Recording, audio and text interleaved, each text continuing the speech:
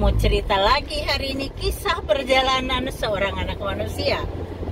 Selalu asik untuk diulik, direnungkan dan dijadikan pedoman untuk melangkah ke depan supaya kita tidak terjatuh. Hari ini adalah cerita pengalaman teman saya, seorang ibu, yang mana dia pada saat itu bermasalah dengan keuangannya. Karena bermasalah dengan keuangan, terus dia mungkin melihat di media sosial ada penawaran pinjol. Wah, dengan sukacita tentunya dia mengajukan pinjol. Dapat gak banyak sih sebenarnya. 5 juta tuh juga dipotong-potong. Itu jadi gak terima 5 juta. Pengajuannya 5 juta, tapi dia gak terima 5 juta. Kalau gak salah tuh gak sampai 4 juta kok dia terimanya. Terus tiba saatnya harus pembayaran. Dia dikejar, dikasih waktu, dia masih molor sampai 3 bulan dia tidak bisa bayar. Karena betul-betul dia memang bermasalah dengan keuangan. Nah, rupanya dari pinjol itu mengontak semua temannya, bahkan pimpinan kantornya pun dikontak, diberitahu.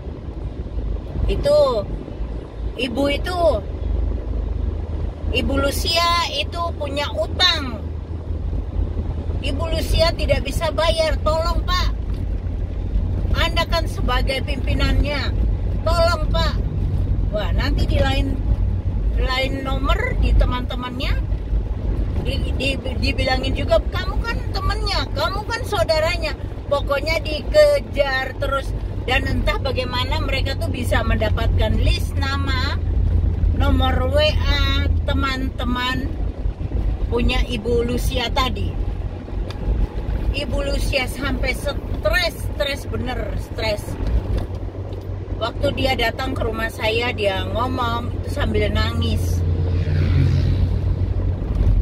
Karena dia sudah dipermalukan, luar biasa dipermalukan.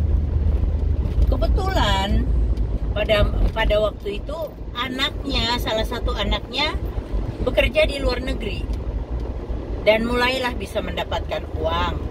Dia sebenarnya niatnya untuk utang tadi memang dia mau bayar. Dia bilang sama saya, tunggu kalau anak saya gajian, anak saya janji mau bantu membayarkan.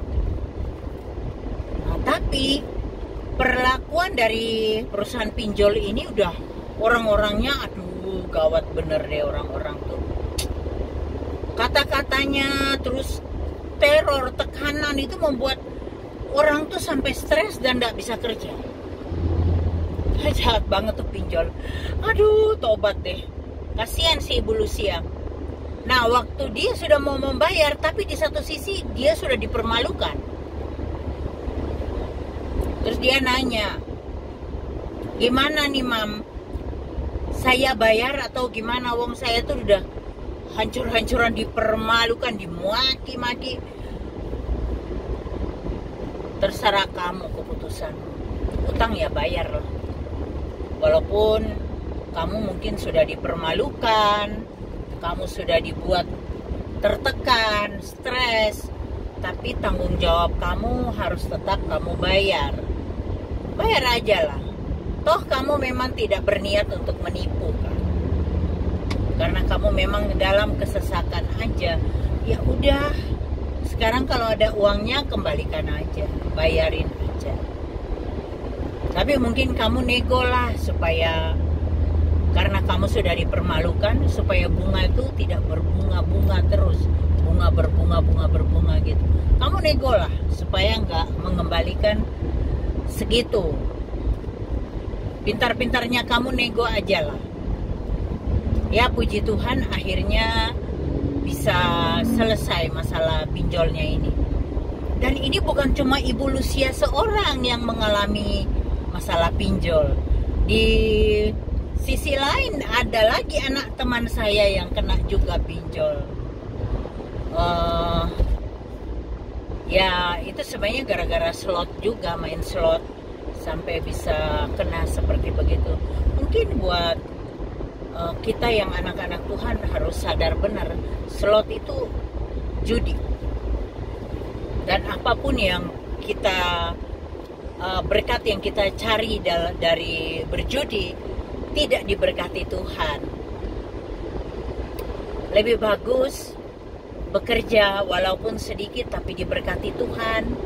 Kita hidup tenang, nyaman, tidak ada pikiran untuk melakukan hal-hal yang bakalan mengecewakan Tuhan tentunya. Banyak sekali anak Tuhan yang kena masalah pinjol ini. Ini kan masalah pinjol ya. Tapi ada juga yang bukan pinjol. Jadi pinjaman perorangan ke teman. Orang biasanya minjam itu kan kalau bukan bank ya, kalau pribadi ini kan biasanya pinjaman kan ke teman ya. Teman yang bisa dimintain tolong gitu di saat susah. Waktu susah, waktu lagi terbelenggu, biasanya orang itu bahkan sampai nangis mohon pertolongan karena sudah tidak ada jalan lagi. Nangis, stres, dalam kondisi stres. Tapi kalau setelah ditolong, kalau sudah ditolong itu harusnya ya konsekuensinya ya mengembalikan lagi lah. Jangan kamu sudah dipinjamin malah ngilang, lari. Waduh, jahat banget. Kamu nyusahin hidup orang lain dong. Kalau kita menyusahkan hidup orang lain, Bapa Surgawi itu tidak diam loh. Pasti akan bertindak. Gak mungkin dia biarkan anaknya disakitin seperti itu. Jadi buat kamu yang suka berutang, punya utang banyak, terus lari, saya percaya orang-orang seperti begitu tuh tidak akan hidup dalam damai sejahtera dan sukacita dari Tuhan. Kenapa? Karena roh utang itu akan membelenggu hidupnya. Kalau dapat uang juga akan habis dengan cepatnya dan selalu kekurangan. Kalau kita itu pinjam, kita bertanggung jawablah sebagai anak Tuhan. Kita diajarkan Tuhan untuk mengembalikan apa yang kita pinjam. Jangan melakukan hal yang seperti itu menyusahkan hidup orang lain. Siapa yang berbuat seperti itu? Sadar dan bertobatlah.